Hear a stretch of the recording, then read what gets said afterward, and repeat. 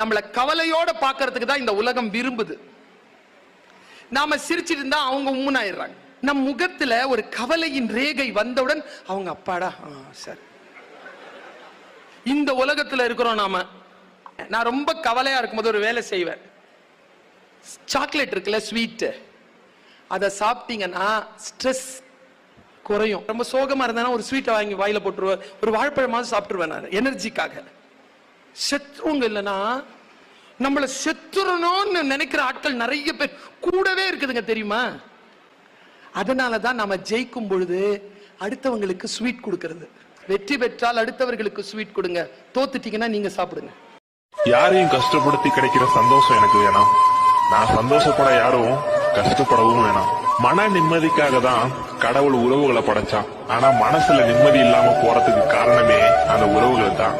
துடிக்கும் போது யாரும் கவனிக்க மாட்டாங்க, அதே நின்றுச்சுன்னா பலரும் துடிப்பாங்க. இதுதான் இங்க வாழ்க்கை.